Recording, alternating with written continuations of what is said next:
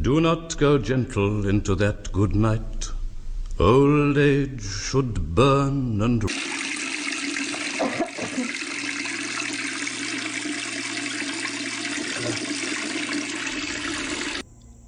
I don't think much about old age. I think a lot about death, but death's closest partner, ally, old age never really clouds or overwhelms my mind. When I rewatched Amour, directed by Michael Haneke, a film imbued with stillness and contemplation, I just didn't end up watching the film but also my own mind going through various thoughts and emotions, one of them being boredom also, in its runtime of 2 hours. It asks from you to heighten your senses for a worthwhile experience. Amour is about old age, certainly, but one theme that's equally, or just perhaps more important here than old age, is the titular love. Like Haneke himself says, den Film auch nicht festnageln lassen auf einen Film über die Altersproblematik, sondern es ist ein Film, denke ich, über Liebe und über, wie der Titel ja sagt, und über den Umgang mit dem Schmerz eines Menschen, den man liebt.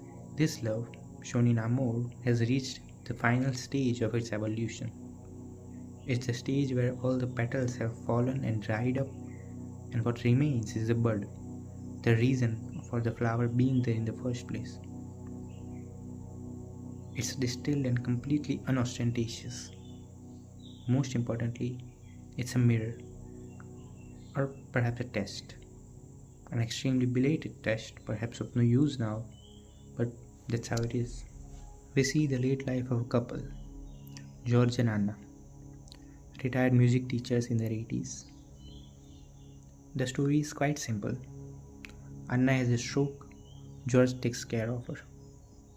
That's it. For 2 hours we see George, himself frail with age, trying to take care of his wife of 50 years. It's never sentimental, partly because at the age of these subjects, sentimentality too has left the center stage. We never see him shed a tear or even say any explicit words expressing his love for Anna. Their love has descended or ascended depending on how you look at it, from words to gestures. George is giving the test of love while Anna gives the final test of life, the one with mostly unsurprising result. And I think perhaps this test of love doesn't get a result in any tangible way. Perhaps the result is reflected in one's own relationship with oneself. Or maybe one gets the result one's whole life of the tests which will follow.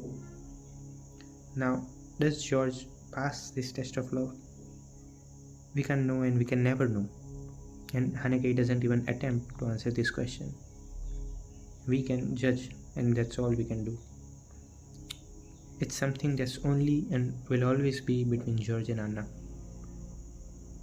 After contemplating on Amour, I wondered and tried to see what other great minds have said or expressed in their own way their thoughts and feelings about being old. I came across a poem by Philip Larkin, the great English poet, titled The Old Fools. Now, it's not a short poem, so I'll just recite a few particular passages. Like the first one. What do they think has happened, the old fools, to make them like this? Do they somehow suppose it's more grown up when your mouth hangs open and drools and you keep on pissing yourself and can't remember who called this morning? This is such an aggressive realism that it can feel as if Larkin ripped open some incurable wound which was better left untouched. He calls old people fools who aren't shocked by their terminally sickening state of being. He goes, or that if they only chose, they could alter things back to when they danced all night, or sat through days of thin continuous dreaming, watching light move. If they don't, and they can't, it's strange. Why aren't they screaming? The poet is scared. After looking at the state of these old, impotent fools, he wants to scream and is incredulous that the old fools have made a kind of peace with it. Their looks show that they are for it. Ashed hair, toad hands, prune face dried into lines. How can they ignore it? This poem is quite a manifesto of the horrors of old age. Each horror is depicted in a completely naked, wrong, unpolished direct terms. This poem can seem cruel, but just until its last lines. What is dragging them back, and how it will end? Not at night, not when the strangers come, never throughout the whole hideous inverted childhood. Well, we shall find out. Well, we shall find out. The poet is not being cruel to old people, but is infuriated at the most frightening certainty that he is going to be in the very exact same state in which the old fools are now. The last line shows that this poem is not exactly about the horrors of old age, but rather the fears of old age. These fears are always more frightening, intense, and unnerving than the possibility that brought them into existence in the first place. What Philip Larkin expressed strongly with words, Lucian Freud, grandson of Sigmund Freud and one of the most important painters of the 20th century, expressed silently with paint. After his father died in 1970, his mother suffered a breakdown and Lucian reconnected with her after years of emotional distance. He painted his mother, sitting by a bed, sleeping, sitting on a chair, lying down. He painted his subjects, especially his old subjects, in a delicately vulnerable way. I won't use any words describing his paintings because each word will feel like an exaggeration. So,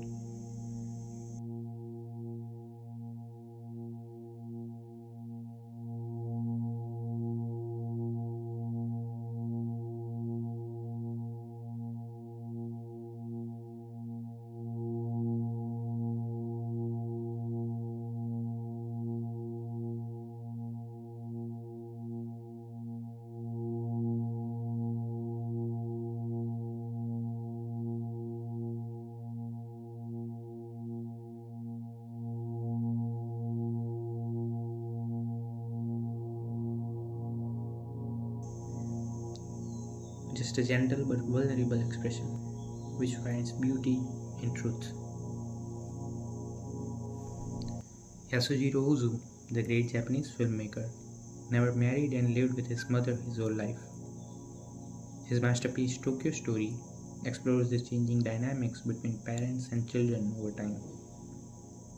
Shoguchi and Tomi, an elderly couple, decide to visit their children, now settled in the city of Tokyo.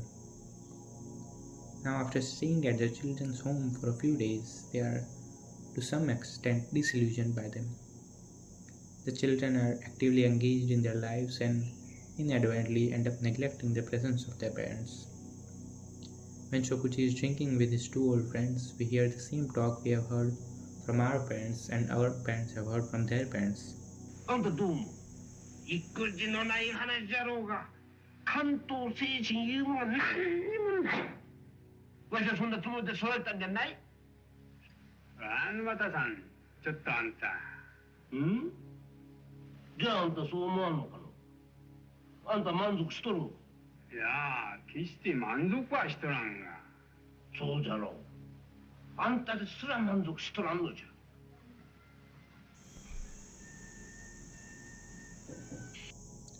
This is the same universal, exaggerated talk about the so-called unprecedented spoiling and defiantness taking place in the young people of this generation. Parents and children, especially old parents and adult children, tend to have lapses of understanding, with old parents feeling from the unconscious gestures by their busy children that even though it might not be the case, they are not needed, that they are somehow a burden. This is especially true and relevant in India, where parents end up distributing all their wealth to children in their old age itself. Hence, many old couples find more peace living alone than with their children, where they don't have to deal with such silent, subtle reminders of their economic unproductivity. reminders which can be unintentional and many times intentional. Simone de Beauvoir, the French philosopher, after a dense treatise on womanhood called The Second Sex, wrote another treatise on old age called The Coming of Age. In The Coming of Age, Simone examines old age across centuries in two parts: how the society looks at old age and how old people deal with old age. In the book's introduction, she writes, "If old people show the same desires, the same feelings, and the same requirements as the young, the world looks upon them with disgust.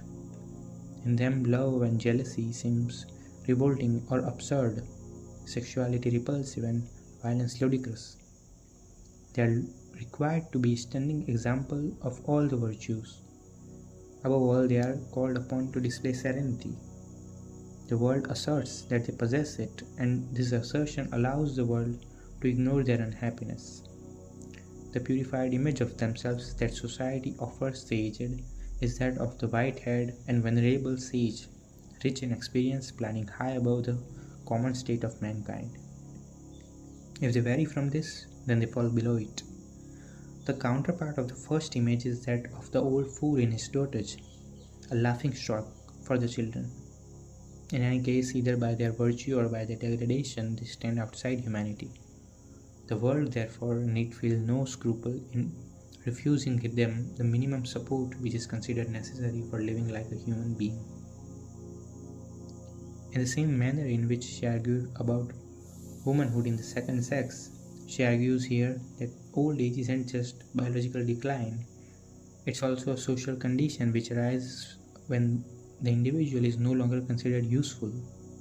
She argues that it's a form of othering, where the society dehumanizes them and puts them aside like relics of the past, completely unaware that it's not some special condition cursed on some unfortunate few, it's a certainty of life which we as a society should devise better manners to deal with.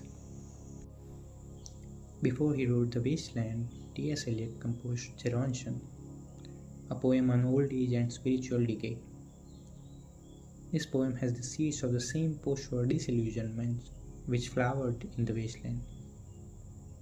The following is its first stanza.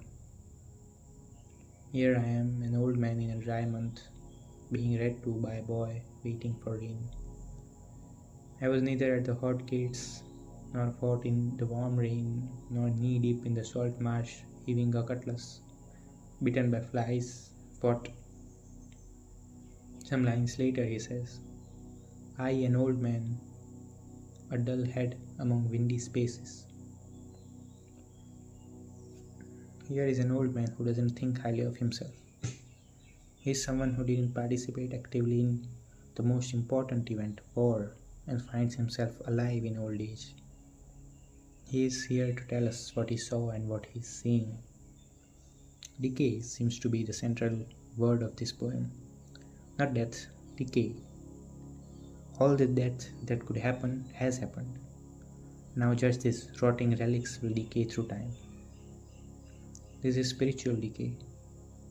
All the divinity we held close to our heart didn't spare us from annihilation. And only the old man can see this and notice this, because he has seen what generations will just read and forget. The old man, Gerontion, might be screaming for more reasons than those which Larkin made us count. But as he himself says later that I have lost my sight, smell, hearing, taste, and touch.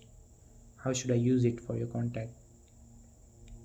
His insensitivity and numbness has, I think, helped him to make his way through all this, and will help him till his numbness gets dissolved in himself. Ikiru, a film directed by the Japanese master Akira Kurosawa, is one of the most hopeful tales ever told. In this film, which was partly inspired by Tolstoy's The Death of Jan Ilyich, an old man named Kanji Watanabe spends all his years in the same bureaucratic position, and one day finds out that he is diagnosed with stomach cancer. And that day he finds himself shaken to the core, not just because he has cancer, but because he finds that he has never did anything meaningful in his life. It won't be an exaggeration to say that the day his fate is sealed is the day he truly takes birth. Now he will live. He will live for something. He has performed all his duties that society had tried to impose on each one of us. But is life just for following duties? Watanabe starts living the day he finds something to live for. He is told that in a few months he is going to die, but for the first time till he came into existence, he is truly and fully alive. Now it is pretty rare when someone accepts the futility of one's whole past and completely transform one's life. It's maybe the most optimistic of all the works we are seeing today. Ikiru tells us that it is never too late to live. And that's what the word Ikiru means, to live. In the works of the Irish poet W.B. Yeats, Byzantium symbolizes a place of eternal spiritual transcendence. In his poem Sailing to Byzantium, the first line is, "There is no country for old men." The poem is a revelation of an old man who is now incapable of losing himself in sensual pleasures. He is now looking over the horizon after finding nothing eternal in the things that the youth is lost in now. He is talking about Byzantium, a place of eternity, art, and spiritual transcendence, free of decay, full of permanence. After finding out that all is temporary, that the sensual music stops after a while, the old man is after something permanent. When I first read this poem, I found it so striking that I wrote my own poem with Byzantium as its center. It's called No Byzantium in Sight. Here it goes. Sensual music faded away. Mother died satisfied. Kids flew somewhere new. Old woman gone just like few. Harbors went empty. Ships have sailed. In the typhoon, in the gale.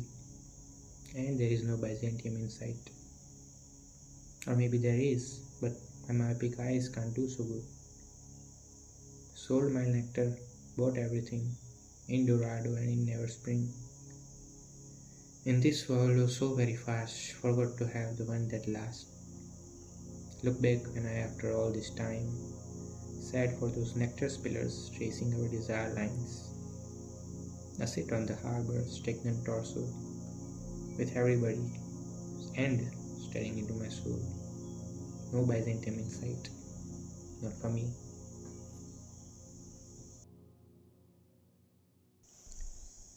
A very old woman sometimes comes by my home to cut grass from our garden. She is perhaps 100 years old, and the one thing unique about her is that she loves talking. She doesn't even need a listener to keep talking. So one day I thought to film some of her.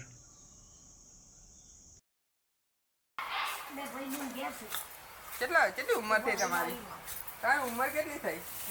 શક્તિમાં તમે કેટલા વર્ષ થયા તમારે? હોર નહીં કહેવાય હોર થયા છે? તારનું 80 એક ઉંમર ના દેખાય કેવું? 80 એક ઉંમર. એ તારનો કેમ અમે પેલા દાદીને બોલાય ને કે વહુ લાગી જાય છે માં સરકાર. બહુ શું કરવું અત્યારથી બોલાય? હા કે મારા છે બાય ભગવાન હાજર રાખીએ બાપ. આટલો છે? આટલો હા, બે છોડીઓ છે ને? બે છેટી છોડ્યો છે બે મારા તઈ બહુ ટિફિન આવું હા દાદા બગની શીરો છોડ્યો છોડીઓ મોકલા. આ પેટા તો હું ખરાબ આપી ગયો એની રોડનું સાલન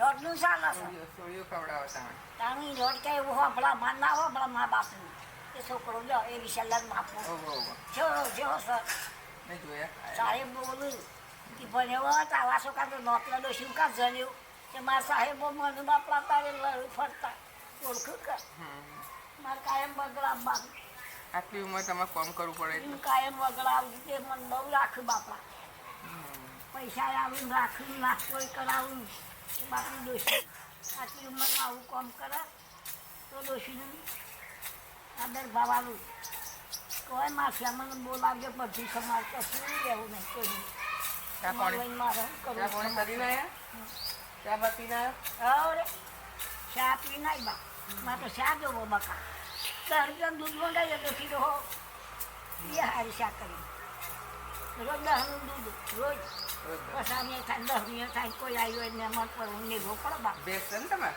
ના નહીં તો પછી ચાર કુના માટે લઈ જાઓ હા દૂધ આલો છે પછી કોણ એકદમ દૂધ આલો માં દેવાનું એટલે એને ચાર આપ્યા હોય એમ એનું સારાનું આપણે મફત દૂધ ના ખવાય કે રોજ અને તમારા છોકરાને ઘેર નહીં બેસ એ ઠાલવા પડે 2 ભેંસો છું તો મને અહીંયા નાખું હું કરું નાખી પડે કે જીવ બળે હા હા બાપ મવી માનું જીવ બળે જી બળે તમે ખોટી લઈ જાઓ નહીં થતું બકાવું ઓહો જિંદગી થાય ના થાય ઉંમર થઈ તમે કાંઠા કેવો ખાતા દુનિયા તો સારો છે આ રેલમાં છે સાહેબો બોલું ટિકટ બારીવાળા રહ્યો છે આગું પડે ને પાછું પડી ગઈ કે બાપ બાપા 2 જણા ઊભી કરવા આવ્યા એ પેલી ડોસી ગુસ્સા થઈને પડી એ બધી ઉતરાતું ને એ કાઠું છે બધું મારા મોદી બાપા સારું કર્યું પણ રસ્તો નહીં તો હરખો નહીં છે હો બધું ચડીને આવવું પડે કાંઠું પડે કંટાળ આવતા પછી આવું બગડે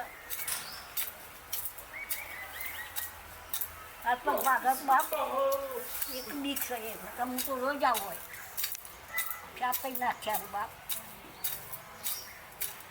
એમ ના કરીએ મસ્ત સાફ કરજો મારી તો રાખી બાપડા તો મરી મત મારી ખાબેન માત્ર ઓફિસ પાડે ચોકોનો ખાડીએ અહીંયા બધા પોતું તમે નતો દાદો મરી જાય તેની બેઠી કરી પછી જઈ દાદો મરી જાય દાડા હું આવી પછી વચ્ચે પાછી જતી રહી એ દરનાથી પોટલી કરી જઈ ત્યાંથી રવિવારે રાખવા દે મારી ખાબેન મારી ખાબેન તો રવિવારે ઘે થાય બાપડી અને મનકું પડાંકું બાઈને કાઢવા મેં છોરીઓથી જ કાઢતી બાપ છોરીઓ થઈ હા મોટી ચોરી કરી બારે નોકરી હા બાપુ થોય થોય અત્યારે કોઈ નામ નહીં કર આપણી વાડીમાં સારું હતું તો છોરીઓ પહેરાવીએ તો ઘર કરી દઈશ બાપુ હું તો નહીં મેળતા તમારા ઠાકોર નહીં મેળતા હું પહેરાવી પર ઘર કરીશું રહું પર એ ઘાસ કાઢી જાય મેં કાઢી જાય કાલની આવું આપી રવિવાર ગાજે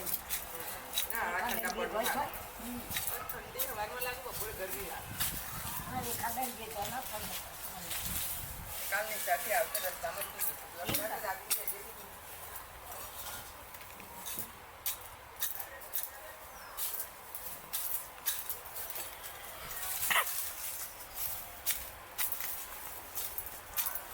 સરકાર જ્યાં સારા બેન આવડતું નહીં હું કરીએ આવડતું નહીં ઓહો ના નહીં આવડતું એનો વાકડો લેવાય નહીં આવડતું પાડોશીને દાડા કરી આવ્યો પપ્પો છોકરો લઈ